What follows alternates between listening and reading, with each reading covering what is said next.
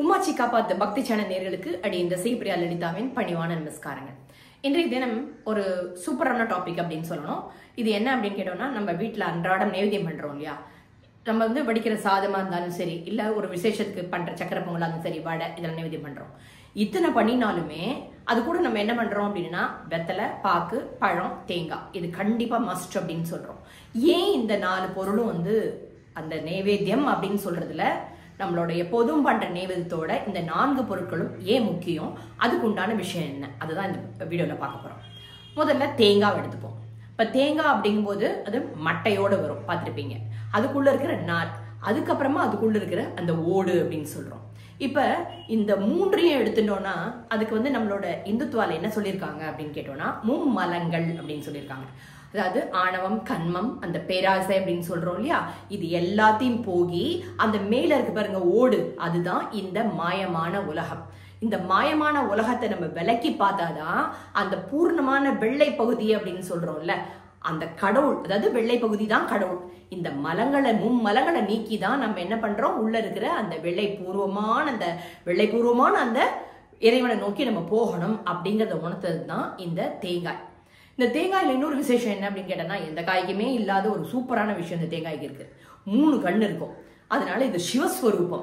அந்த உள்ள இருக்கிற நீர் பார்த்தோம் அப்படின்னா, இளநீர் பக்தி பிரசாதமா, அது மட்டும் இல்ல, பக்தி பிரசாதமா ஒரு பக்கம் கொடுக்குறோம். இன்னொன்னு என்ன அப்படின்னு கேட்டோம்னா, எல்லா அபிஷேகத்திலையும் பார்த்தோன்னா இளநீர் இல்லாத அபிஷேகமே கிடையாது. எல்லா இறைமூர்த்தங்களுக்கும் இளநீர் அபிஷேகம் உண்டு.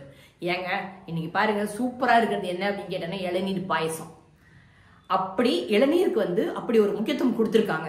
ஆனா நம்ம சாப்பாடா பார்க்காம நம்மளோட குணங்களை உள்ளார்ந்த குணங்களை வச்சு பார்த்தோம்னா, நம்மள இந்த ஜென்மாலேருந்து கடைத்தேற எடுக்க ஒரு அற்புதமான விஷயம்தான் இந்த தேங்காய். அதுக்கப்புறம் வாழைப்பழம். இந்த வாழைப்பழத்துல இன்னொரு சூப்பரான விஷயம் இருக்கு. என்ன அப்படின்னு கேட்டோம்னா, பொதுவாக ஒரு பழத்துல இருந்தாங்க ஒரு மரம் வரும். இப்ப மாம்பழம் இருக்கு, அந்த மாம்பழத்தை சாப்பிடுறோம், கொட்டையை தூக்கி சாதாரணமா போட்டா அதுக்குள்ளேருந்து மரம் வளர்ந்துருது இல்லையா. ஆனா வாழைப்பழத்தை நம்ம பிச்சுட்டு அந்த விதையிலேருந்து மரமே வளராது. மரத்துலேருந்து தான் இன்னொரு மரம் வளரும். ஒரு வாழை மரம் வளர்ந்துருதுன்னு வச்சுக்கோங்களேன், அதை கொலை தள்ளி அதுக்கு வாழைக்காய் பார்த்துருப்போம், வாழைப்பூவோட வெளியில வரும். அதோட லைஃப் முடிஞ்சு போச்சு. விதை போட்டு வராத ஒரே மரம் எது அப்படின்னு கேட்டோம்னா வாழைப்பழம் தான், வாழை மரம் தான். அதோடு இல்லாம அந்த பழத்தோட தோலையும் போட்டாலும் சரி, அந்த பழத்தையே போட்டாலும் கண்டிப்பா வரப்போறது இல்லை. அதனால நம்ம இந்த வாழைப்பழத்திலேருந்து நாம என்ன உணரணும் அப்படின்னு கேட்டோம்னா, வாழ்க்கைங்கிறது ஒரே முறைதான். இந்த ஒரு முறையை நம்ம பயன்படுத்தி நல்லபடியா நாம இறைவனை அடையணும் அப்படிங்கிற அந்த வாழ்வியல் தத்துவத்தை சொல்றதுதான் வாழைப்பழம். கடைசியில வெற்றிலை. இந்த வெற்றிலை அப்படிங்கும்போது வெத்தலைன்னு சொல்லுவோம். ஆனா இது வெற்றி இலை கிடையாது, வெற்றி இலை. பேரிலேயே இருக்கு வெற்றி, அந்த ஜெயத்தை கொடுக்கக்கூடிய ஒரு இலை. அதோட மங்களமான பாக்கும் சேரும்போது நம்மளோட அந்த நெய்வேத்தியம் அப்படிங்கிறது பூர்ணமாயிடும்.